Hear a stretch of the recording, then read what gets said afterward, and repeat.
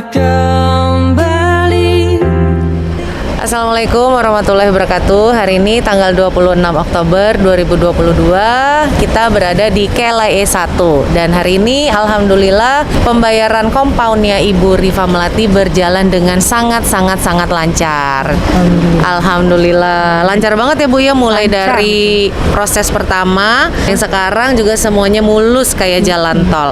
Jadi hari ini sudah dapat special passnya, kemudian juga sudah dapat check out memonya, dan nggak apa-apa juga di blacklist sampai dengan tahun 2027 ya Bu ya. Rasanya di Malaysia menjadi kosongan 3 tahun ini gimana?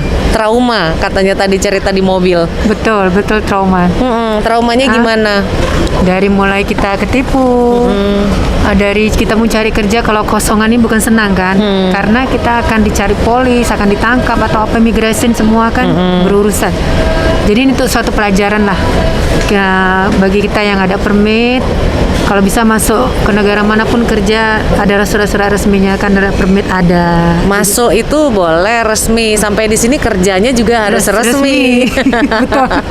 Terus pengalaman yang paling pahit di Malaysia selama 3 tahun ini apa Ibu Rifa? Tadi ceritanya di mobil nggak berhenti-berhenti, Ibu Rifa tuh senang banget kayaknya, semangat banget, semua diceritain sama saya tadi.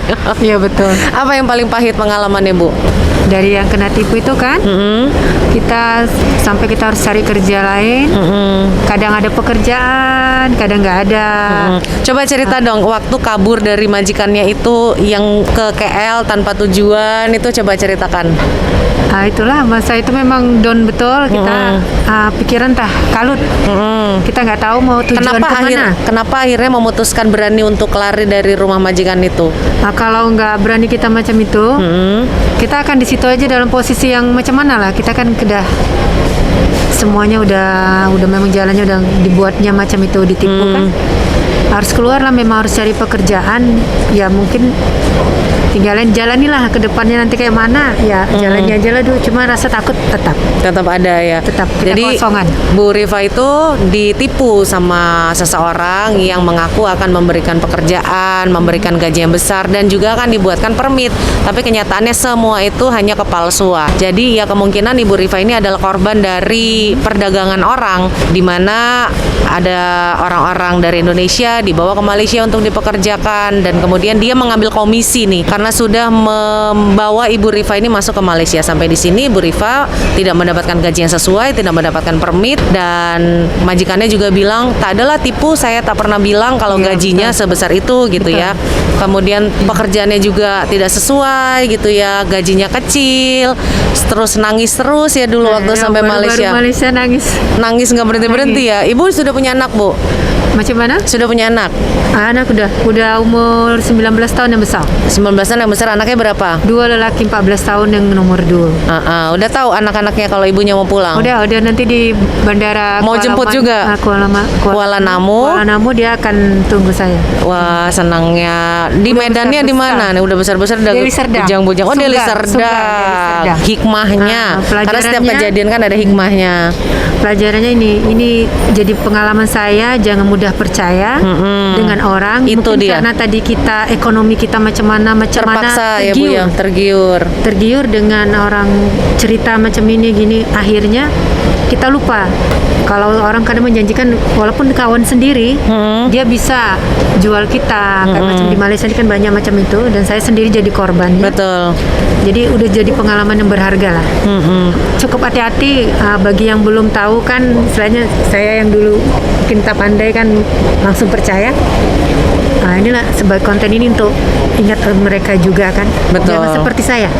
Karena kan jangan seperti saya kejadian korban. Benar-benar, karena untuk mengambil pelajaran dari dari cerita hidup itu kita nggak perlu harus mengalami. Kita dengar pengalamannya orang itu bisa jadi contoh untuk kita. Betul. Oh, aku juga jangan sampai nanti ini tergiur dengan orang dibawa-bawa masuk ke Malaysia, itu jangan. Karena kemungkinan besar Anda itu akan dijual. Sama halnya seperti Ibu Rifa yang menjadi korban.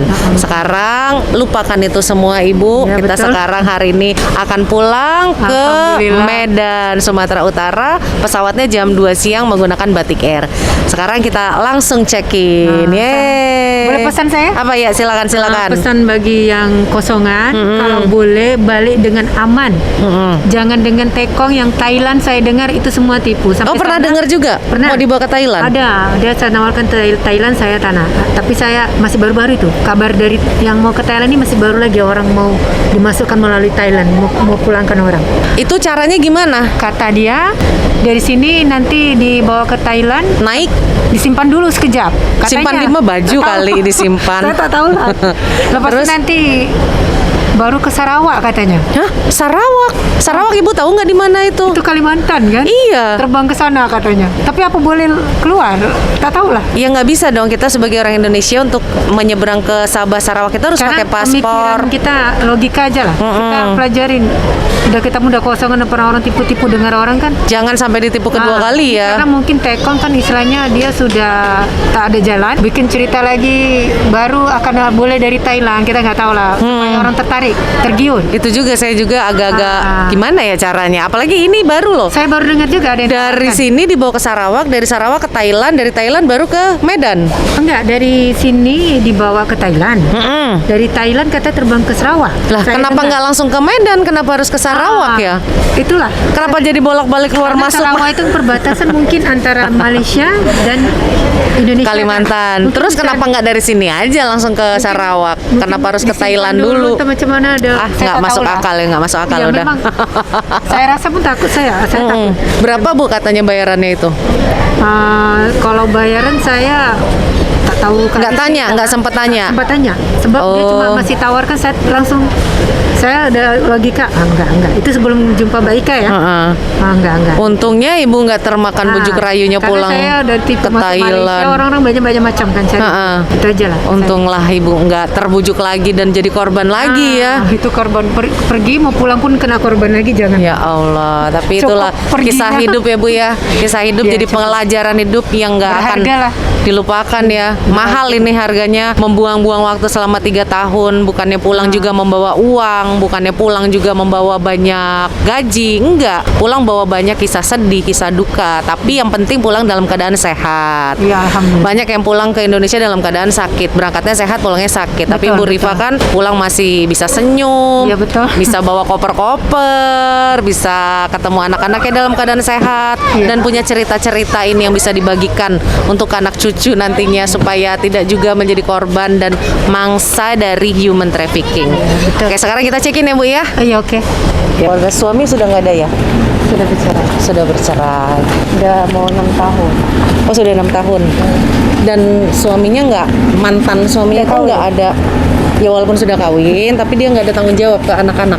Ada lah. Oh alhamdulillah kalau ada. Oke, check-innya untuk Ibu Rifa sudah selesai, sudah dapat boarding passnya dan akan berlepas melalui pintu keberangkatan H8. Di dalam itu nanti ada tiang-tiangnya Bu, ada tulisan G, H, C.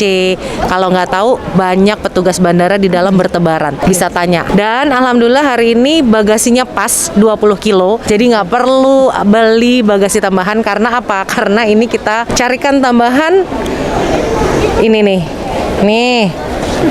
Sebenarnya ini bukannya tas, ini adalah cooler. Lihat nih tulisannya, cooler untuk nyimpen es dan juga minuman-minuman dingin. Cuman daripada Ibu Rifa kelebihan banyak-banyak kilo, jadi kita belikan. Coba Bu, ini diambil kopernya karena troli nggak boleh masuk. Nah, oke. Nah ini taruh di sini. Masukkan dalam sini. Nah, ini boleh ini begini. Nah, mantap kan? Mantap. Gimana? Mau naik pesawat? Ya terima kasih. Ini idenya Mbak Ika juga yang bagi tahu sebab dalam naik pesawat dalam 3 tahun dah. Iya, kalau tadi kelebihan 4 kilo, jadi kita belikan seperti ini, masukkan baju-baju sisanya. Ini masih aman dibawa ke dalam kabin. Jadi bisa satu tas, satu koper, dan satu tas kecil itu masih aman. Sekarang ini boarding passnya Bu. Di dalam nanti di immigration yang diserahkan ini semua. Ini semua ya. Ini semua Oke. special passnya, check out memonya.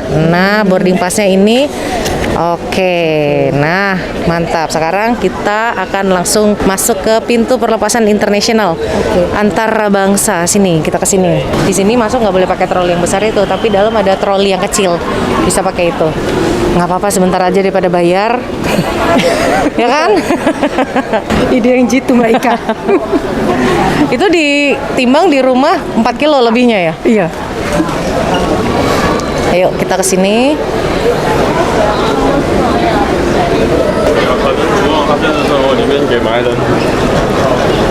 Ini detik-detik terakhir nih menjelang kepulangan dan terakhir kali menghirup udara Malaysia.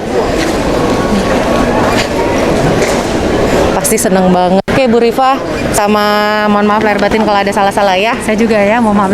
Salam ya untuk keluarganya ya. Terima Senang kasih semua bantuan Mbak Ika ya. hati-hati ya. Terima kasih banyak. Bye. Bisa masuk ke sini lah. Ya, masuk di sini. Ntar di situ ada pemeriksaan, situ aja. Mbak ya. Sama-sama, hati-hati ya Bu. Selamat jalan. Waalaikumsalam. Ini pemeriksaan yang pertama. Ya.